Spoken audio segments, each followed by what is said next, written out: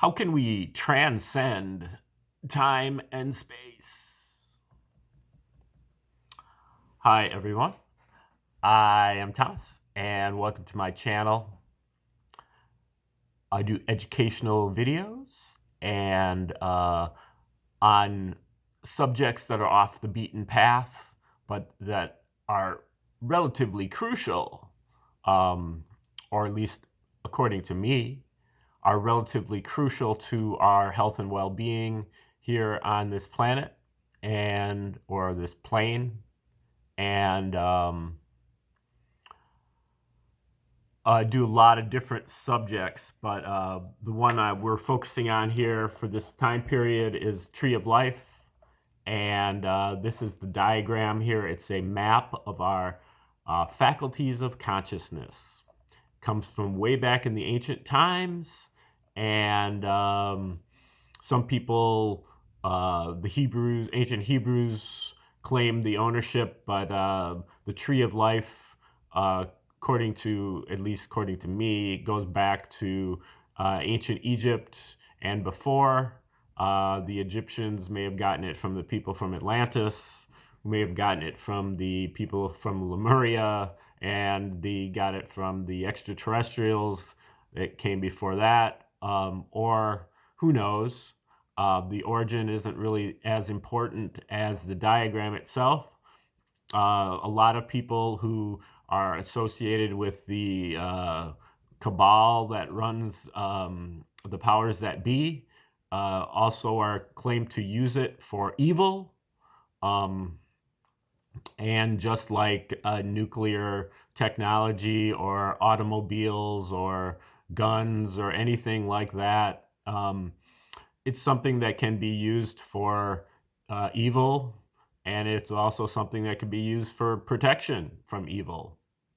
So that's what we're going to be focusing on here, is the protection aspect, and even the transcendence aspect, where we can use it to evolve into our higher spiritual realities.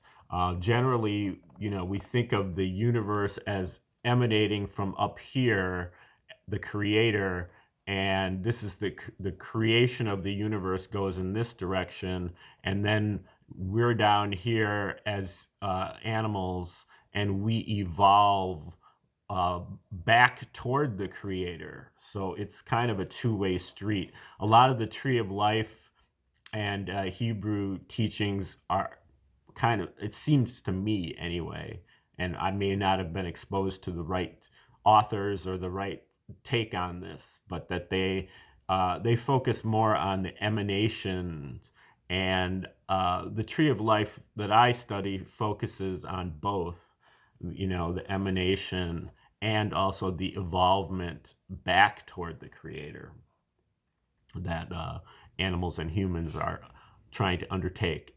Anyway, the tree has 10 different circles or spheres, number 10, 9, 8, 7, 6, 5, 4, 3, 2, 1. And then there is a thing called the abyss right here. And then there is a 0 above the tree. So this is a total of 12 different aspects, or 12 different faculties of consciousness. Now, when I teach Tree of Life, I break it down to another level just in order to kind of solidify the teaching. Mainly what I do is I take a whole tree and I miniaturize it and I plant it on each one of the spheres. So I break down the 7th sphere into its 12 parts. I break down the 9th sphere into its 12 parts. So that's kind of what you call fractalization or fractalizing. And it ends up with a total of 144 different categories, or different, what I call, stages in life. But those stages are not chronological, they're dramatic stages. And I would be honored and happy to send you a free copy of a list of those 144 fractal faculties or stages of life. if you click the link in the description, I'll send that right out to you, and that helps. That will help you kind of uh, keep score with this, with each one of these videos that I do on the 144 stages. And help you to kind of be able to cross-reference and to have a picture of the whole as I do each part. And so you can kind of, it will just help you to grasp the overall picture as I put these out one at a time. Now, when we're talking about the 12 faculties, what we're talking about is really 10 is our animal consciousness, which is, survival, fight or flight, eating food, the body. Then the ninth sphere is our domestic consciousness. This is what we're getting as we are tuning in at home, growing up. As a young child, we are, pretty much highly receptive to our caregivers. We pay attention to what they do, everything, and we learn to memorize and imitate what they do. Okay, so then the eighth sphere is similar, but it's within the public realm. So the public, these are our kind of our role models out in the public, the expert opinion and the conventional wisdom, the people that wear the lab coats or that have the initials behind their name. And these are the people that tell us what we're supposed to believe about every subject. They give us the paradigms. And to the extent that we believe in them and we rationalize them, we can move ourselves into the A-sphere as well. So the A-sphere is about the belief systems and the logical reasoning. And then of the conventional wisdom. And then the seventh sphere is kind of for people who have grown tired of this A-sphere and have debunked it in their heads, and they come over here and they try to do things that will improve upon what these belief systems are. So this is for your artists and your inventors who come up with alternatives, and they do that through their creative spark, through their intuitive spark, and through their inspiration. So they use those things and their pleasure principle. And so those things are all seventh sphere kind of things. The inspiration allows them to move up the tree because they're inspired by people who are acting at their higher levels, and the inspiration gives them their 1% that they need to get started. Now the rest of it is the 99%, which is the perspiration. And so, this path, this spiritual path is hard work. Now, when we get to the sixth sphere, this is really where we're at really originally in the first place. This is our free will faculty, our ability to pay attention and to make decisions. And in this case, the first decision that we make on the spiritual path is to stop paying attention to our conditionings down here. Stop paying attention to our lower selves or our personality, and turn ourselves around and start paying attention to our higher aspects that are inside of us. So that's our free will faculty, paying attention and making decisions, especially to pay attention to our higher aspects. The first one of these higher aspects is at the fifth sphere, our sense of justice. This is, what we can figure out about what is right and what is wrong, what is, good and what is evil, not being told us by, the experts, but what we really get from tuning in. And this is the source. The fourth sphere is our source for the natural law, and the fifth sphere is our enforcement of the natural law. So this source is really like a cosmology. This is a civilization long task of compiling sources that purport to explain everything, how everything works and how it all fits together, and providing all the answers. But it's tuned into not through an edict or a commandment, but through long, hard investigation and experimentation and intuition. Also, here we have the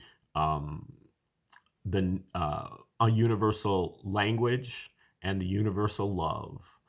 Give seeking nothing in return, and loving our enemies unconditionally. Then here is our psychic powers. The abyss is our psychic powers. This is in particular our ability to tune into and recognize omens as being a language of the universe that we need to be able to, that we need to pay attention to and to act upon those. So that's psychic receptivity to tune into the omen, and then psychic heat to have the courage to be able to act upon that. 3, 2, and 1 is our divine faculties, and this is omnipotence, all-powerful, omniscience or wisdom, all-knowing, and omnipresence, all present, all at once, which is really underlying everything. This is this is at our deepest center, and this is also where we connect with the rest of the universe, because it underlies everything. So at the deepest center of everything is this, and then so we all have this spark within us, and it's all connected. Then the 0 is above the tree. The 0 is what the Creator reserves for itself. There's omnipresence, and then this is nowhere, and this is something we don't have direct access to. It's a mystery. Okay, now that is just a thumbnail version of how the tree works. Now what we have here today is the question was, how do we transcend, how can we transcend time and space? This is stage number 127. And we'll find stage number 127 in the first sphere.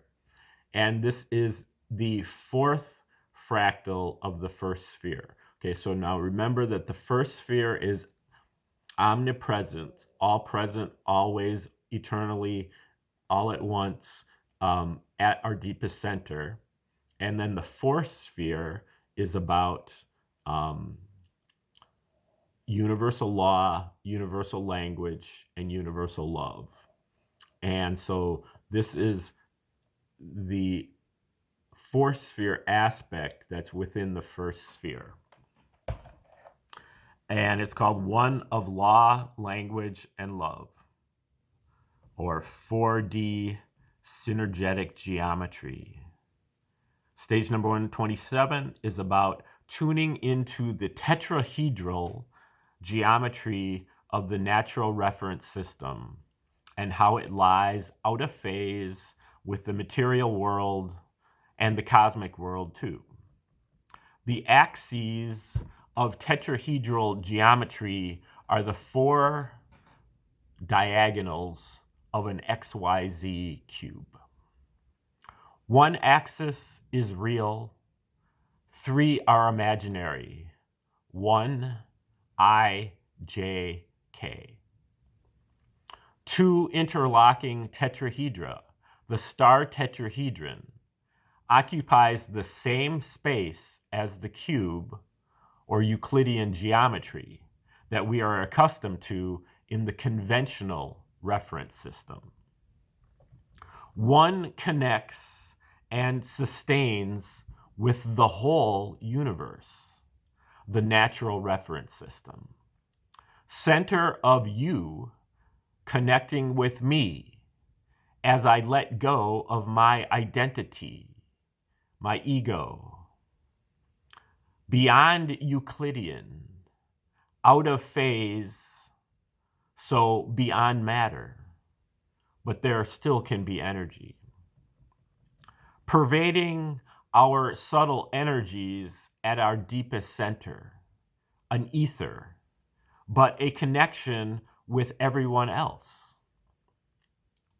We're all the same geometrically. Now in phase, in tune with the natural reference system, health and prosperity are achieved by steadfast perseverance in the identification with the indwelling intelligence instead of my identity or ego. In thought, speech, and action, in sync. Through such discipline, one may become an avatar of the natural law, perfectly reflecting the will of the divine. Beyond time and space, tap into the Akashic records, universal memory, what happened eternally, 4D. Everyone's photographic and phonographic memory of our whole lives can be tapped by connecting the vector equilibrium at our center with the isotropic vector matrix or natural reference system, enabling monumental accomplishments, wonders of the world that people flock to witness. Okay, that is stage number 127. One of law, language, and love, or 4D synergetic geometry. All right, if you made it all the way to the end, you can press the like button, and you can share the video with friends, family, and you can also subscribe to the channel. Stay tuned for future videos. Also, click the link in the description if you want me to send you a full copy of, or an annotated copy of the list of the 144 fractal faculties, so you can get ahead of the game. And also stay tuned for future videos in this series that are going to be coming all through the springtime and perhaps into the summer as well. And have a great day.